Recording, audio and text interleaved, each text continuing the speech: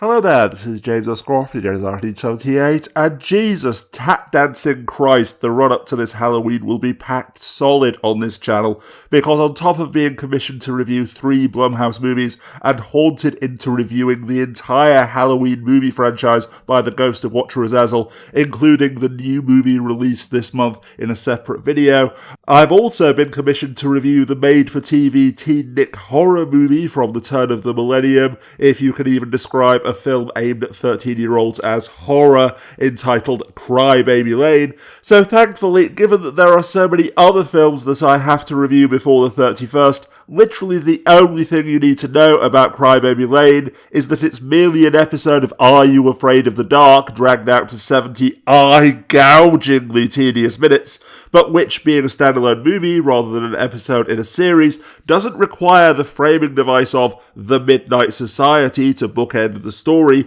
which is to say, a gang of kids taking their turn in each episode to tell a spooky story around the campfire, in inverted commas. So then please join me in the next video when I'll... Wait, what? What do you mean you need more? Oh, for the love of the great holy donkey. Okay then, bearing in mind my strong suspicion that this film was made for the sole purpose of filling a gap in the broadcasting schedule, the spooky story, which is the basis of what little plot there actually is in Cry Baby Lane, and which, by the way, is told not once, but twice in order to drag out the runtime, is that back in the 60s, in the rural community where the story is set, a farmer's wife gave birth to conjoined twins who he kept hidden away out of shame, that naturally, of course, given that this is a spook story for children, one of the twins was good while the other was irredeemably evil. And when they died, after the father had separated them with a saw, the good twin was supposed to be buried in the church graveyard, while the evil twin was supposed to be buried out by a lane where to this day, late at night, he can be heard crying for vengeance, hence the name Cry Baby Lane. But as I figured out during the first 5 seconds though, and you no doubt have as well from my use of the term supposed to be, the twins were accidentally buried in the wrong graves. Dun dun dun dun dun dun. Dramatic reverb. You know, isn't it interesting how the left or sinister twin is invariably the evil one? I had this theory that... Wait a minute. Hugo's scar is on the wrong side. He couldn't have been the evil left twin. That means the evil twin is, and always has been, Bart.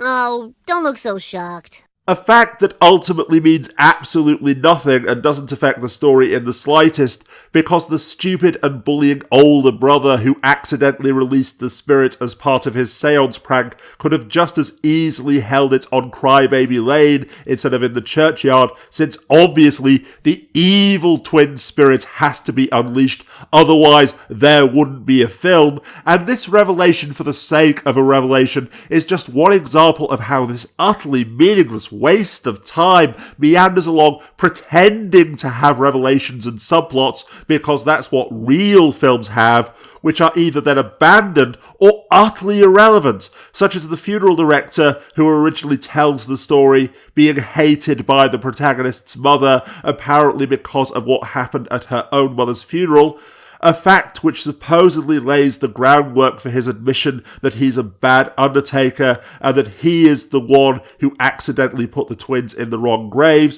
which, as I just mentioned though, affects absolutely nothing. On top of which, the mother banning the protagonists from ever visiting the funeral director again, which turns out to be utterly moot, and her tendency to smother her youngest son with both him and his father, blaming this for the fact that he's such a coward, a meaningless subplot that once again affects absolutely nothing. Okay, now, what does all this mean?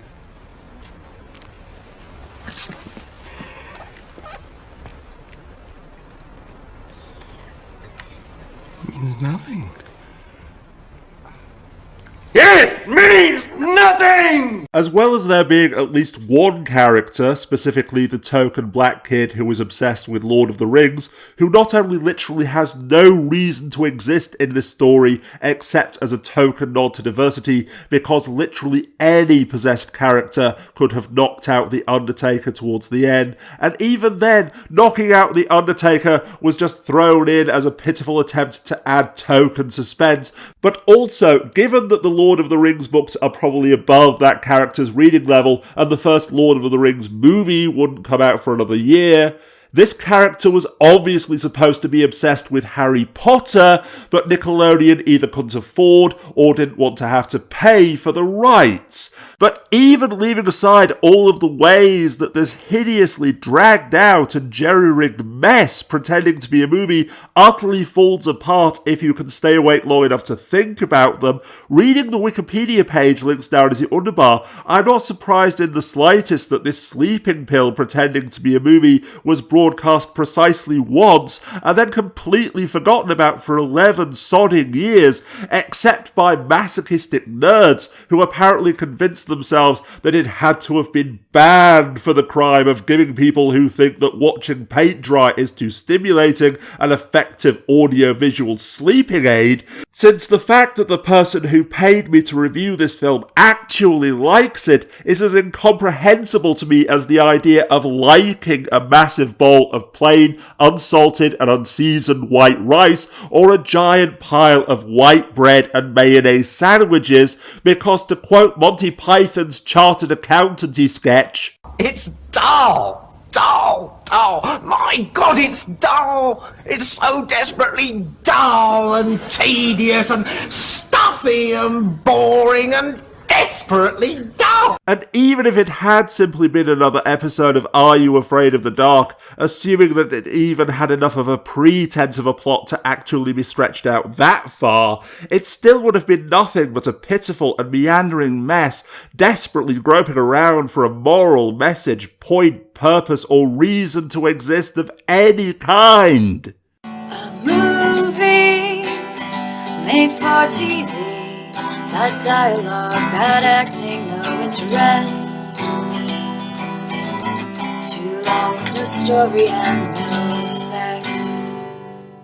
As I've already suggested, of course, commissions are always open, so if you have a specific request, then do please email me at the link listed down as the underbar, and assuming that I'm interested, I'm certain that we can negotiate a deal. Or if you'd like to join the top tier of my Patreon account, also links below, then your reward will be the freedom to demand one video from me on any subject every month, which YouTube will allow me to upload and that won't get my account flagged or terminated, obviously. But even if you can't or don't want to join the top tier, all support on Patreon is still deeply appreciated, and if a one-off donation is more your style, then clicking on my tip jar, also known as my paypal.me button, also links below, will also help me to continue living in the style to which I've become accustomed.